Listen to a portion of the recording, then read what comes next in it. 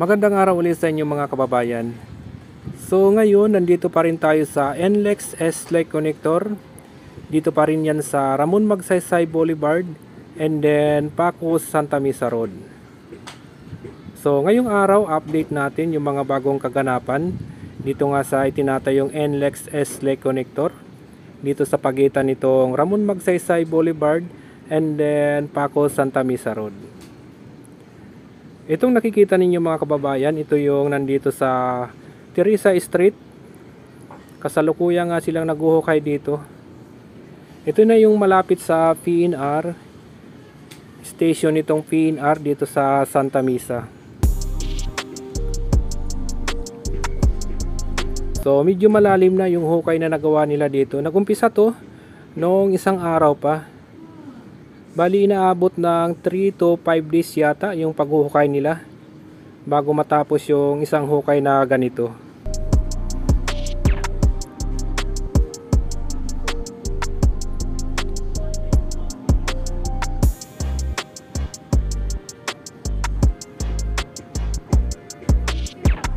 So lalapitan natin para medyo makita natin ng medyo malinaw. Medyo gumagalaw na pala yung ating camera mga kababayan. Nag-heat wave na siya. Kung minsan hindi na maganda yung kuha natin.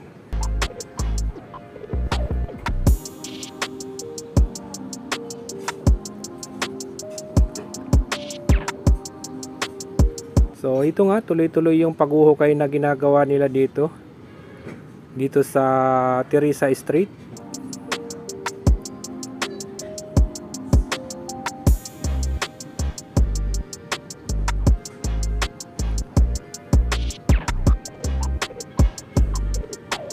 Tapos, pupuntahan naman natin yung Ramon Magsaysay Boulevard.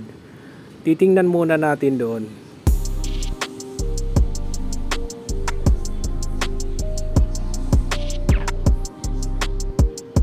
Ito na yung PNR station dito sa Santa Mesa. Dito sa harapan nitong PNR station, wala pang mga nakatayong column. Pero paglampas ng PNR, marami ng mga column na nakatayo. Gaya niyan, no? Makikita nyo mga kabayan, may mga column na. Hanggang doon na yun sa Ramon Magsaysay Boulevard.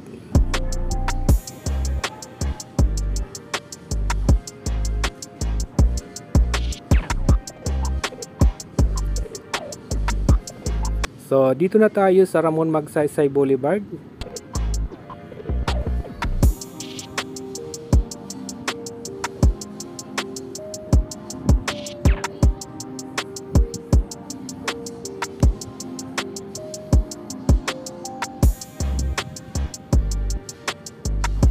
Dito may makikita tayong crane na nakatayo. Bali dalawa to. Nung isang araw, dalawa yung crane dito. Ngayon, isa na lang. Malamang, di na magtatagal, may darating na concrete girder dito. So, ito na yung Ramon Magsaysay Boulevard.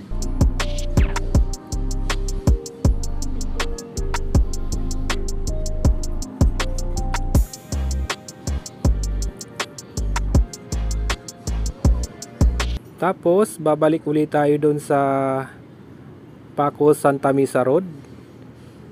Doon maraming mga kaganapan na.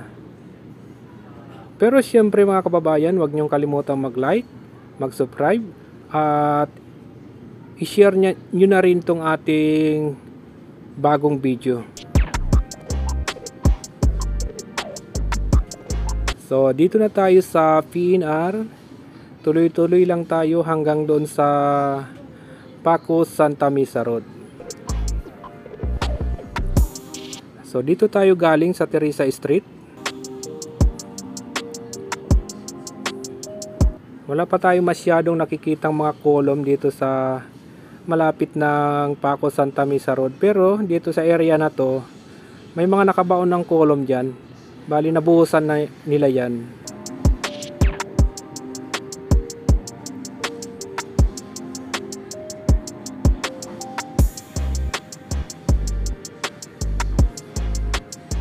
So medyo gumagalaw yung ating camera, pasensyahan nyo na mga kababayan.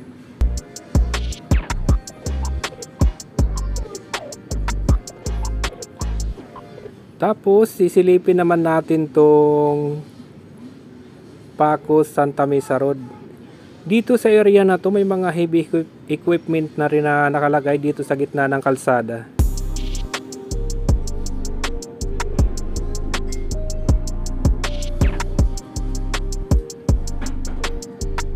Ayan o, may mga equipment na dito. Malamang sa mga susunod na araw maghuhukay na rin sila dyan. And then o kaya magbubutas na rin.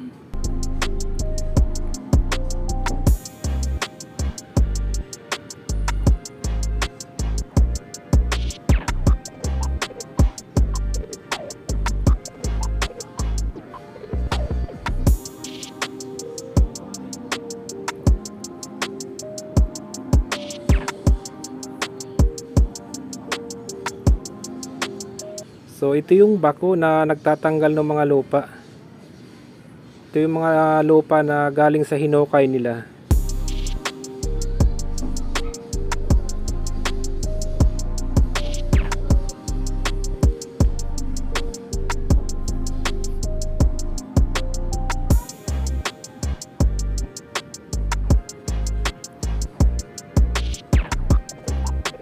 Tapos sisilipin naman natin yung coping beam na ginagawa nila dito sa dolo.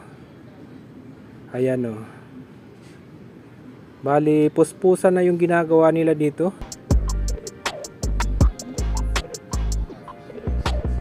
Malapit nang matapos yung rebar na ginagawa nila.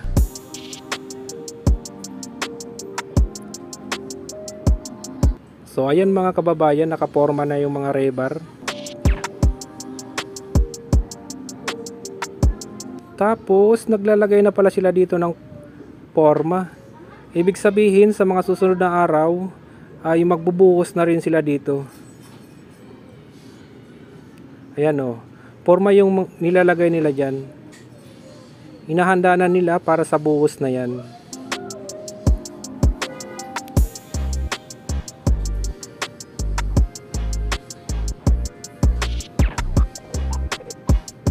Tuloy-tuloy yung mga pagtrabaho nila dito or yung mga ginagawa nila. Bali, dito sila ngayon nakapokus. Shout out pala sa mga gumagawa dito, mga waray daw. Napakababait na mga empleyado dito. So, ito yung dulo naman nitong coping beam. Bali, hindi pa rin tapos. Pero palagay ko malapit na ring matapos to.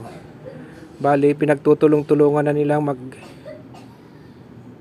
ilagay itong mga rebar.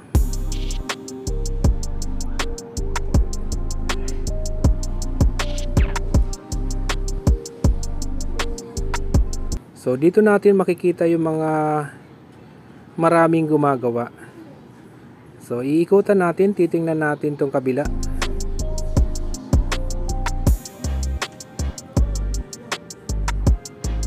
Parang minamadali na nga nila to.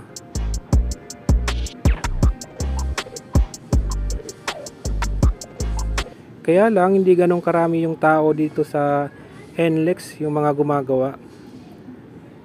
Pero kahit hindi ganong karami, tuloy-tuloy naman yung paggawa nila. Makikita nyo naman yung mga pagbabago.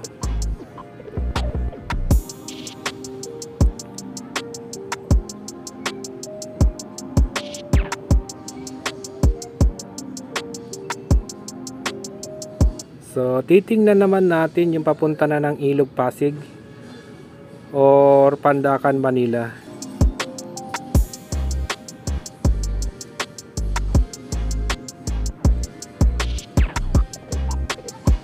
Ito naman yung una nilang natapos. Huwag na natin masyadong tingnan to dahil tapos na to. Titingnan natin tong kasunod. Dahil kahapon nag-umpisa na sila maglagay ng mga rebar dito. Ayan o.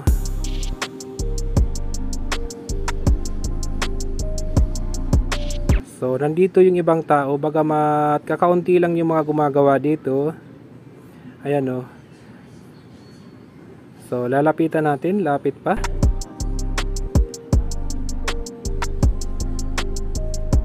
So nandun sa kabila yung maraming tao doon sa naglalagay na ng forma doon sa unang coffee beam.